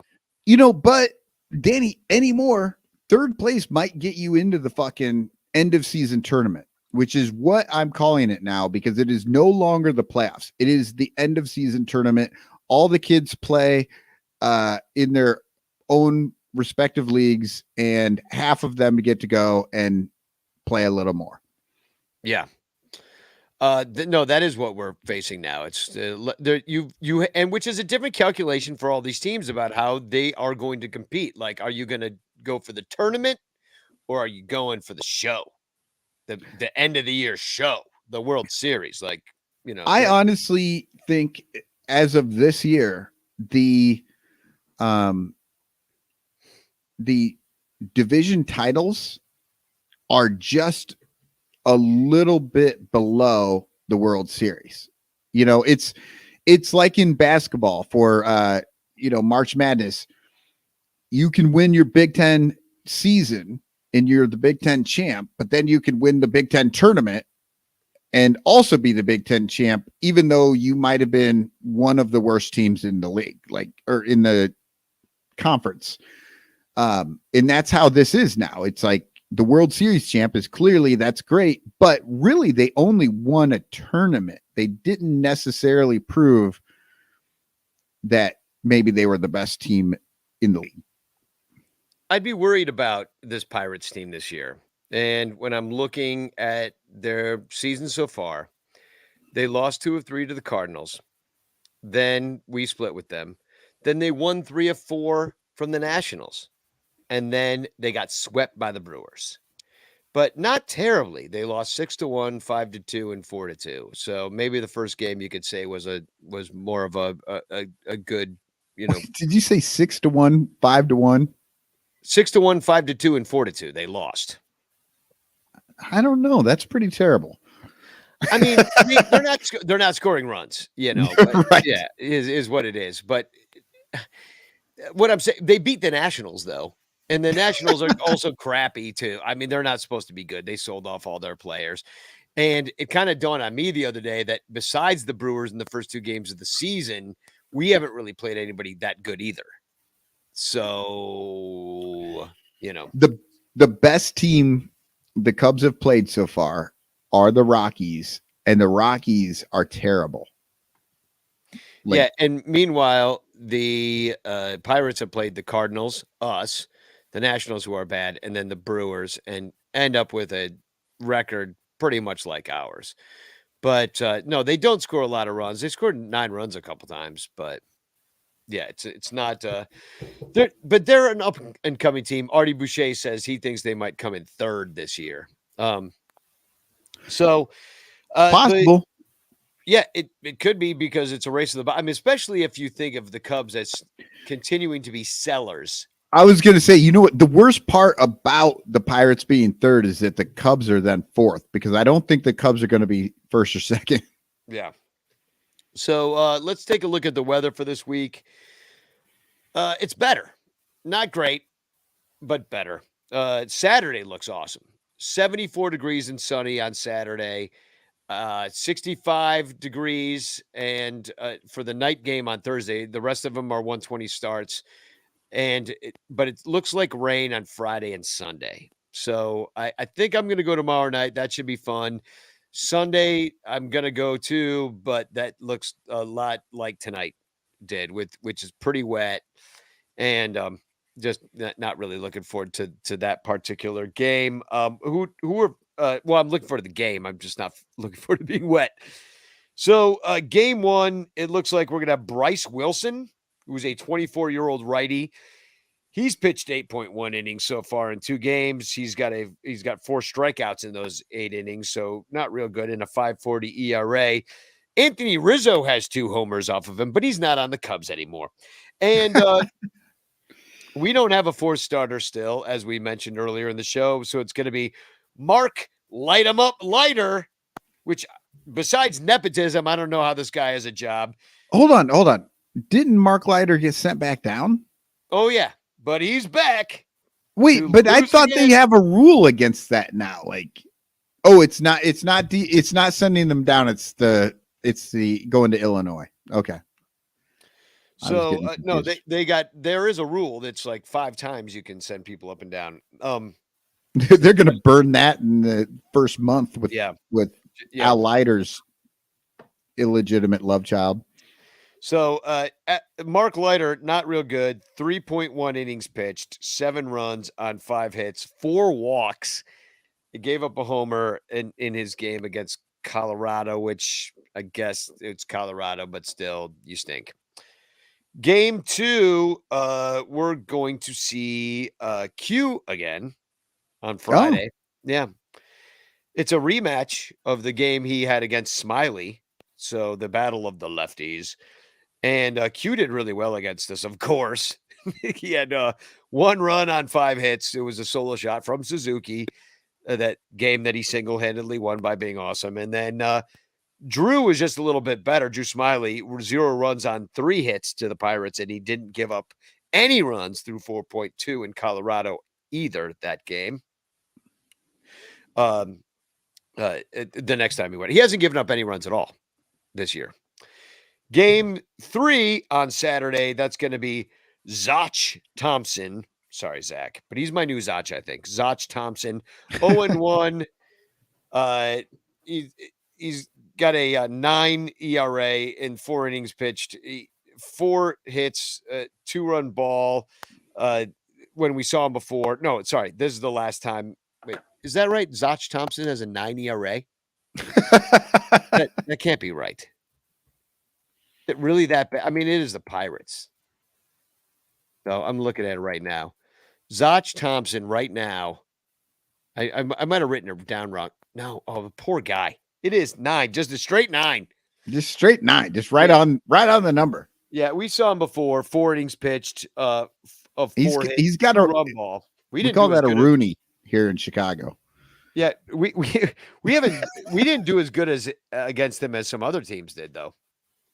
Because if we only got 2 runs off of him, and he's got a 9 ERA, doesn't that mean that he sucked way worse against other people? Oh, yeah, he sucked. He gave up 6 runs to Milwaukee. That'll do it. This is going to be versus Kyle Hendricks, who we talked about. This game will be at Wrigley Field. That is a good thing. Hendo's way better. And it's a beautiful day. Plus, it's 1984 replica V-neck jersey night. Or day. Oh, those are nice. It's the road jersey, the blue one. Yep, I have an 87 Dawson that I like, and they're pretty similar. I like the pullover jerseys from back in the day. And then we got in game 4, JT Brubaker at 0-2 with a 7.30 ERA, who we were supposed to face, but he's given up 4, and we didn't. 4 runs in all of his starts, and but he's getting stronger. He went 3.1 innings, then 4 innings, then 5.1 innings, whereas our guy who's going on Sunday, who's Justin Steele, has been getting worse. 5 innings, 4.1 innings, 2.2 innings. So, I mean, after what we saw this week, let's do this. Let's do the opener thing with him. It's Justin Steele for 1, and then Keegan Thompson for 4. I mean, who knows what your bullpen even looks like at that moment? And then Sean Doolittle, who's not on this team. Sean Newcomb. Listen, we got an off day Monday, so like we don't know what the bullpen's going to be looking like by Sunday, but it's all hands on deck by Sunday. I guess not all hands on deck because they're treating the beginning of this year like spring training. They really are. Oh yeah, so many teams are like. It's always like you can't win the division in April, but you can lose it. Yeah, nobody gives a shit this year. Like it's like we're pulling our guy after 65 pitches, and we do not give a shit what happens after that. Yeah, guy, freaking Kershaw had a perfect game going. They're like, nah, we're not doing this. Like in August, I bet you he pitches, even though it's closer to the playoffs. It makes no sense. But yeah, you don't want to hurt the guy. So. Can I get a temperature check from you? Today we're going to talk about taking a rectal temperature. Do we have to take it rectally? Yes.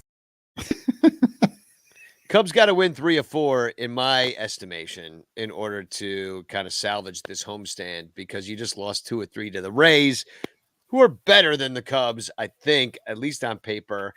Well, coming in, they didn't look better than the Cubs. Everybody was hitting 100. Yeah, So not anymore. Not anymore. They got. It feels bad that the Cubs might be the team that people get right against. Hopefully, it's not the Pirates getting right. Yeah, because they just lost 3 straight to Milwaukee, so they're coming in. They're limping in. Terry E says Jesse Chavez is driving Crawley's car to Atlanta. Oh, that's where it is. Crawley, we found your car. Jesse Chavez has it.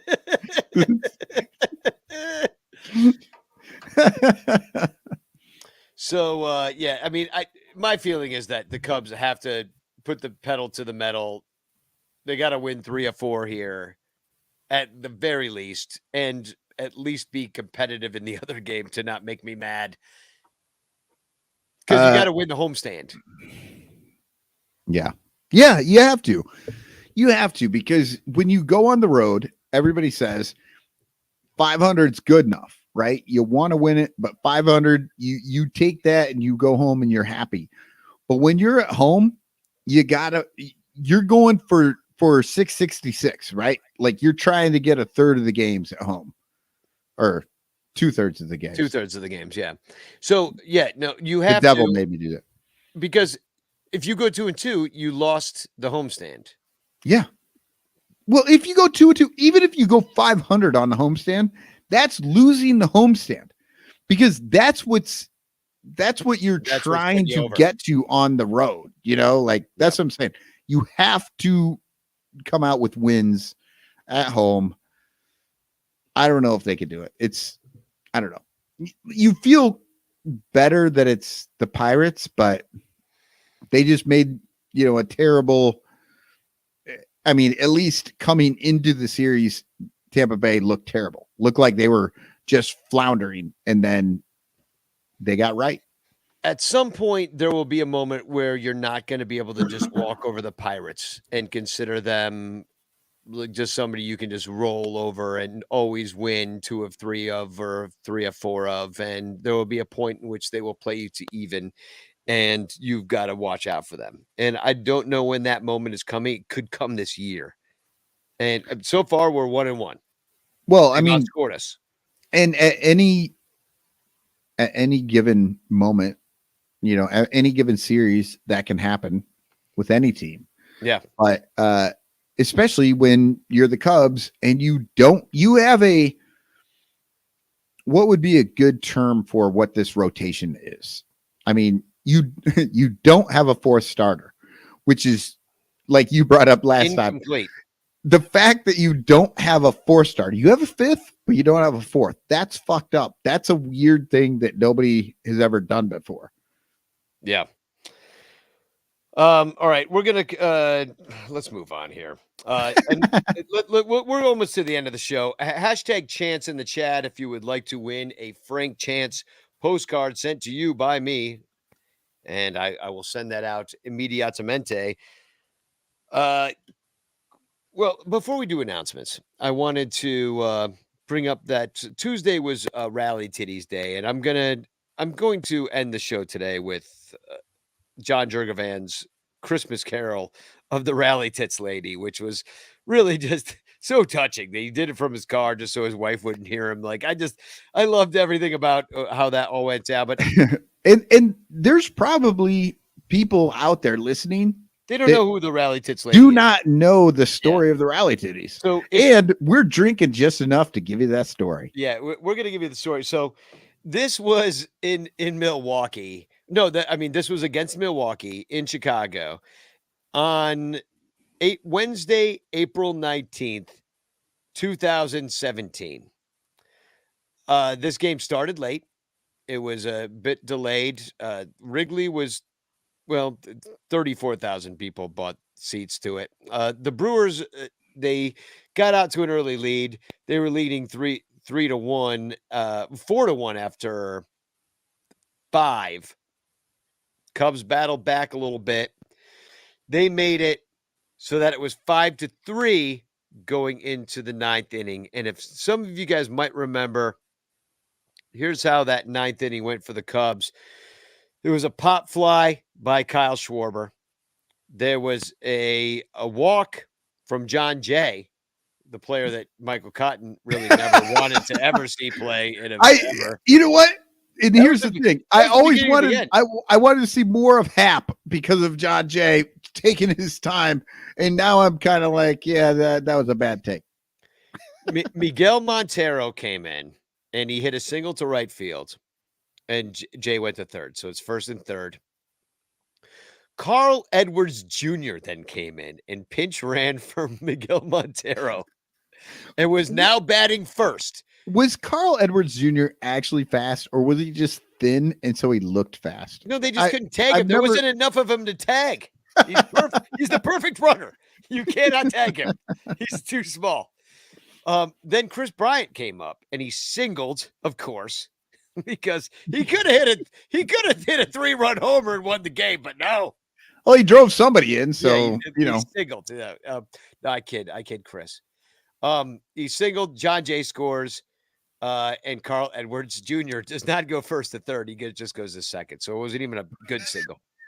Well, because that has nothing to do with speed. That has to do with knowing how to run the bases. And guess who doesn't know how to run the bases? Carl Edwards Your Jr. relief pitcher. He's out there in like a heavy coat, just in case he has to pitch later. Anthony Rizzo comes up, grounds out. Little squibber. But it does move the runners along. So it's a squibber. It's almost like a bunt, swinging bunt. Edwards, now you got runners on second and third. Right. So you could tie it now with just a single. But instead, no, I'm sorry. Now the game is now tied. They have tied it. So now he's just trying to get one more in. I should have explained that. So all we need is one more in. Now you've taken away the force out. The game is tied. But what happens is Addison Russell, the player that we liked and now don't like. He hits a home run on a line drive to deep left field, and he scores everybody. Cubs win 7-4. Danny. But you're forgetting something major here. Yeah, I'm forgetting something way major. But I wanted to give the story of the game first. That's what happened.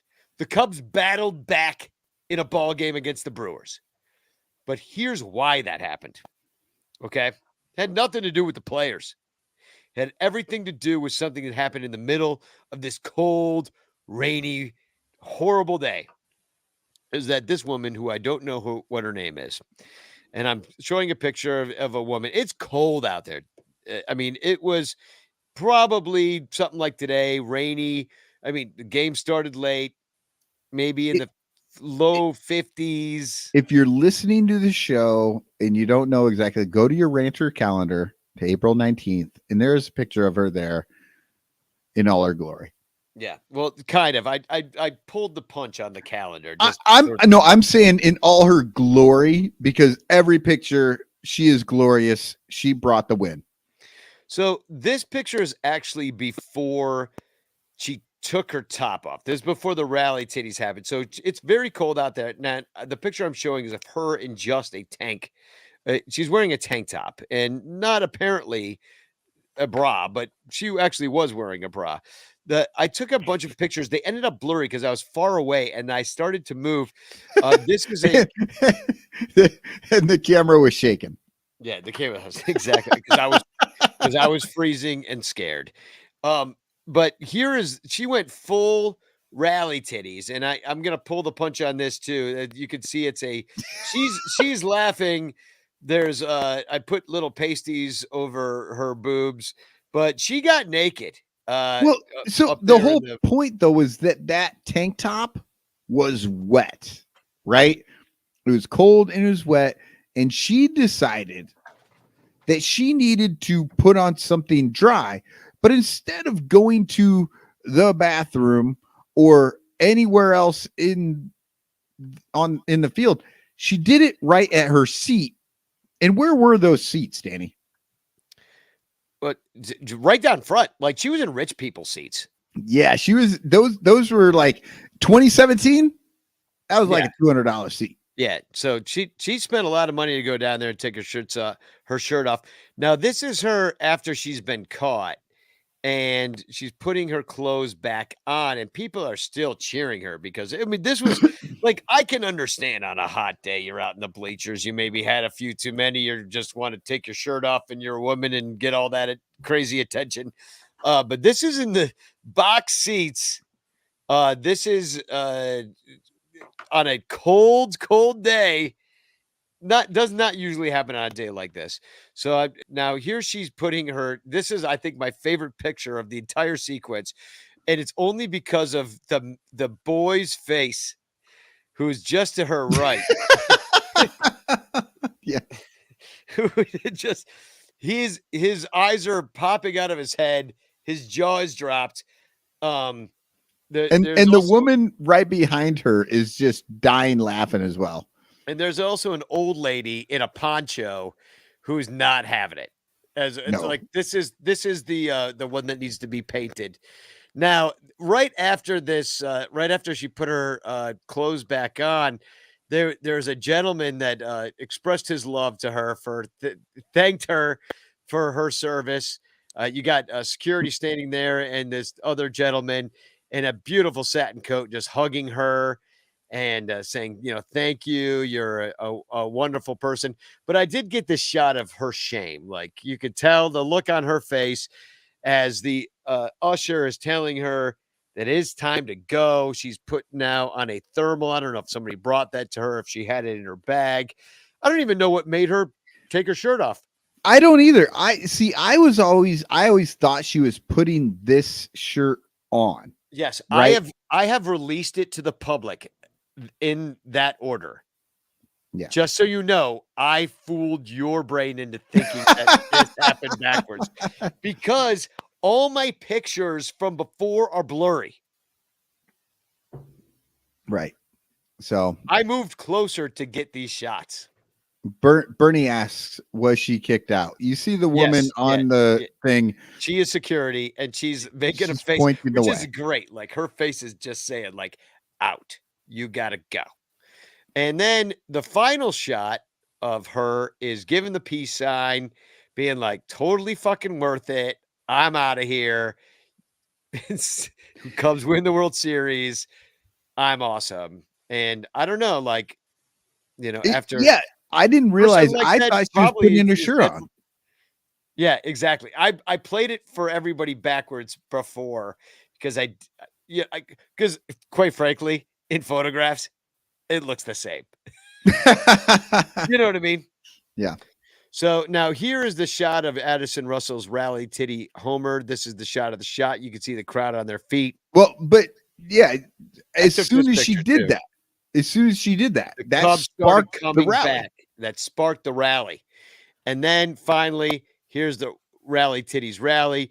Gary Jones, who's now got a toothpick in his mouth for the Detroit Tigers, giving the high five to Addison Russell. As they're giving the horns, you got the whole crew down there waiting for him to walk it off there. But that is the story of rally titties, lady. Without her, Cubs don't win that ball game. Yeah, it was amazing. And yeah, and even more confusing now.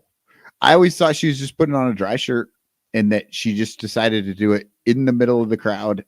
And now I know, no, she just decided to take her shirt off and then put that same damn shirt right back on in order to, I don't know. She wasn't even showing the players. She was looking up toward the 200 level. Listen, it was all unexplained. There was nobody there. Like it was a cold, rainy, even though it was 2017, they probably did pay a lot of money for the tickets. And yeah. So Angel Moreno says, have her sing the 7th inning stretch. Totally agree. And then end it with a punctuation mark and a rally, a late inning rally. And Terry E says, let's get some titties. please is what she'd yell. And you're like, no,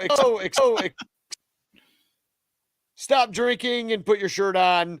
You Cubs keep winning baseball games. Terry E says, have Taylor interview her. Oh, well, we already know that if Taylor interviews you, you have to put your shirt on. Ask Crawley. Yeah, they wouldn't even interview Crawley without shirt. So hashtag chance in the chat. This show's going long for a rain delay show. The show is always going along because we're drinking. We decided to just come in here and just enjoy. It's a rain delay show. We started drinking. We got our wine on. You got your beer on. So we're just like shooting the shit about the Cubs. If you 5/21, May 21st, Bleacher Bum Band show. Come on out. The Cubs are playing the Diamondbacks. It's free. That's the announcement. Output Lounge. Oh, nice. Yeah. Come out. 5/21. Come see the show. Come see the game. Come see the show. Come to Output Lounge. Eat great. You got 1 month, people. Get it together. Yeah. You've got a new Twitter. Well, no, it's the same Twitter. I just changed my name. Well, yeah, but people got to know that if they want to follow you. No, they're already following me. No, but more people. Oh, nobody else wants to follow me. Yeah, like, Yes. Yeah, I am at Cubes Fanatic because look, I was fucking around looking at some stuff the other day, looking at Cubes fan, and I saw that there was a Cubes fan 1. I'm like, wait, there's a Cubes fan 1. Is there a Cubes fan? So I tried to take that as my handle, but then I found there was a Cubes fan, and he's been on Twitter since 2013. His last tweet was in 2013. He has 6 followers, and one of those followers is Danny Rocket. probably because I thought it was you. I know. I'm going to DM him. That's what I saw, and I just laughed my ass off when I saw it. 6 people. He hasn't tweeted in fucking almost 10 years. He's probably died from COVID. Just like Rally Tits Lady. Oh my God. They're all dead. They're all dead. We know. We know. I just thought it was so funny. He only had 6 followers, and it showed me Danny, and it's not even your son Ranto. It's the Danny Rocket version. Oh, really? Yeah, it's the at Danny Rocket, I think. Oh, wow. Who knows what happened that night? So once again, if you already think you hashtag chanced in the chat to join the competition for the Frank Chance postcard, I would do it again because it doesn't show that there's a lot of people that have done it, but I've seen more chances in real life than like within the chat than I have in my counting here. David Elliott writes in, when was the last time the Son Ranto show was less than an hour? This is great stuff. Come on, we're paying for it. It's true. Some of you are. David Elliott is, and you should be too at patreon.com/sonranto. And everyone who's not paying for it, thank all those super ranters, the 110 super ranters that are paying for it, that, you get this hour 45, 2 hours, whatever of, I'm going to say banter. A+ analysis of this team. I would call it banter, but yeah, A+ analysis. That's pretty much. Hey, banter. Hey, banter. Showing banter. All right. I have a TFC. I believe. No, I don't. My TFC was Rally Titties. Yeah. Well, I TFC don't have this flexing cube. Yeah, this flexing cube. Yes. I do not have a TFC, but I got a little bit of traction making fun of Boog. Did you see last night they asked him to explain the fucking arm, the pitch comm? Oh, right. The thing where they can give the size. Oh, you were at the game. You probably didn't see. No. But yeah, the fucking pitch comm. Oh, they did the split screen. They showed them in the booth, and Boog literally lost his fucking mind. He was like a deer in headlights. 22 teams have started to use, and it goes on your arm. It's like, sorry, the teleprompter isn't working. The pitch comp. I can't do this with the teleprompter. I can't roll, man. I can't roll. Yeah. Meanwhile, like, I'm at the game of being like, I'm leaving. It's rated. Let's go. Fucking JD leans into the frame because he's wearing it on his arm, and he's like, "This is what it is," And then people started to get like super annoyed because JD is sitting there and he's pushing the buttons, and it is sending which pitch JD wants to Taylor down on the field. Oh my God. And they're playing it, and then he's trying to guess what pitch is coming next. So he's like acting like a catcher trying to guess which pitch is coming next. It was Michael, you know how you would be more annoyed? Like how you could be more annoyed at that moment. So just be thankful that you were only semi-annoyed at that moment, because here's how you could be more annoyed. All right, let's say you work for the Cubs and you're up there in the booth and you're like a guy that's working sound and you're like, making things work up there, and you're listening to this conversation with Boog, JD, and Taylor McGregor. And they're up there drinking a coffee, eating a donut, being like, all right, here's what we do. Playing with their armband. Yeah, it's like, you go down there and you wear it. JD, you do this, and I will guess what it'll be. No, seriously, it's TV gold. Like this, like if we did this right now. Hey, Michael, guess what number I'm thinking? Fucking Kreskin. What number? No, right now. What am I thinking? I think it's a slurve. No, I said. Is that no. one of my choices? No. You've got no. See, it's boring. It's a terrible game. Nobody likes it. It's a bad game. Well, that's how you can be more annoyed about it. But anyway, we've wasted all your rain delay time. You go be with your families, like, an hour 47. This is a 500 team. You should really not be giving us this much of your time tonight. Yeah. Yes. But I mean, Crawley didn't even show up tonight. Geez. I mean, he even knew not to come. I know. Yeah. Crawley's actually watching right now, like those poor He's bastards. like, God, am I really on this show? That's like what he's thinking. He's like, this is the worst decision I've made. Like of all, and that's saying something for him. It really is. So, all right. So it is. So Spagog, everybody. I'm gonna play the Rally Tits Lady song from John Jurgo stuff. He did such a good job. So. Yep. Spagog. Happy Rally Tits Day, everybody. Rock out with your tits out. Spagog. 420, Earth Day, Rally Titties, all of it. It's all natural, baby. The day was all rainy, the game start delayed. The Cubs and the Brewers were waiting to play. Kyle Hendricks was pitching, things looked pretty neat. But Milwaukee jumped out to a quick 3-run lead. The Rally Tits Lady, no bra for her rack. Unless you consider her blue fanny pack.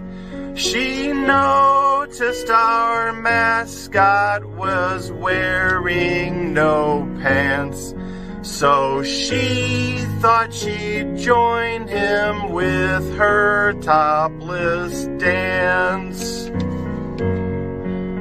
Security swarmed in, they yelled, "Raise your hands."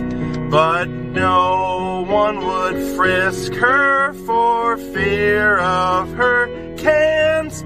Her husband just sat there and took in the game. thus missing the moment she achieved her fame.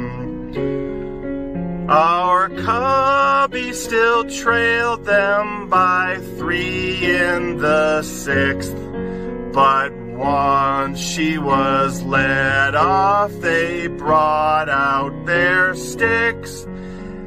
Edison Russell walked off in the 9th. The rally tits lady brought out the sunshine. The rally tits lady brought out the sunshine.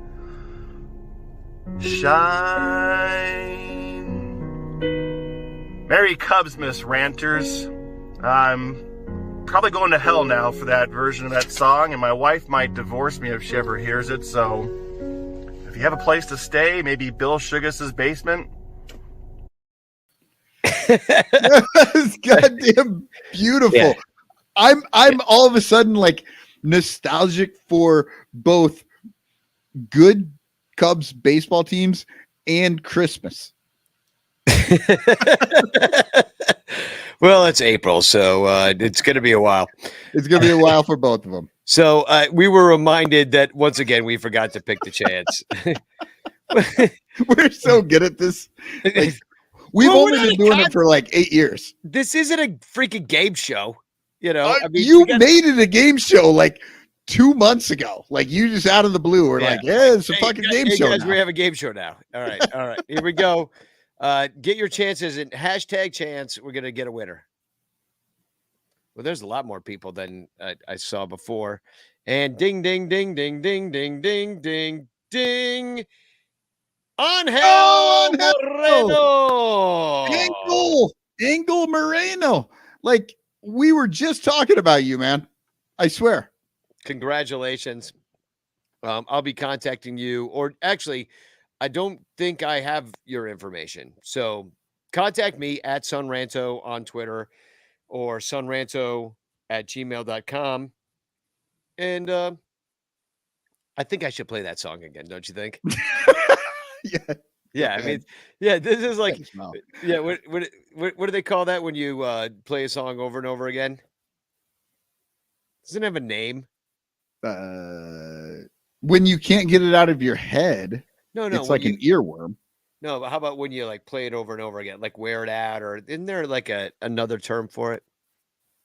Say it in the chat as I play the rally. I don't know, but look, I'm telling you right now, I'm going in and setting up the Christmas tree. The rally tits lady. I love it. So good. Thank you, John. Bernie says overplayed.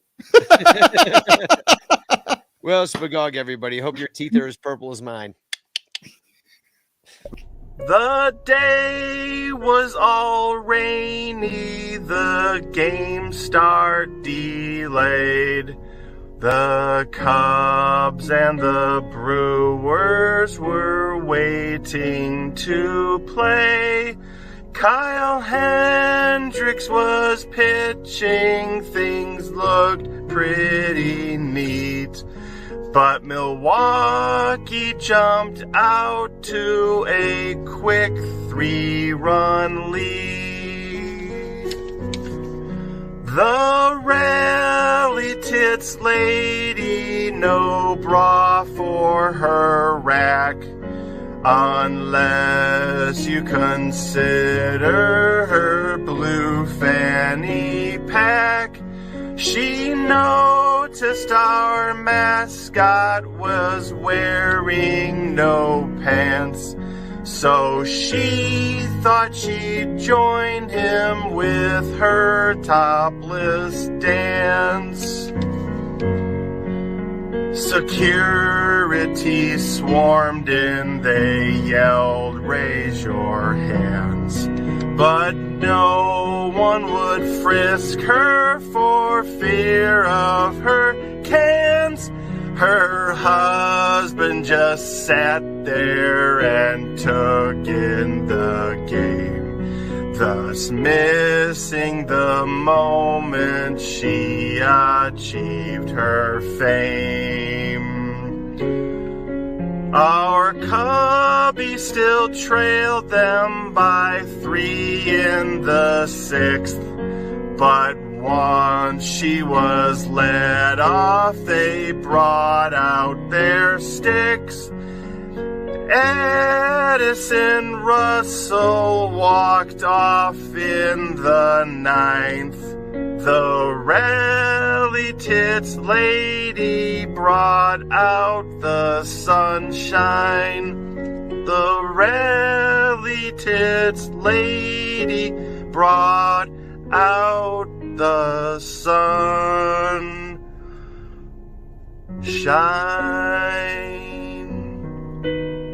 Merry Cubsmas, ranters.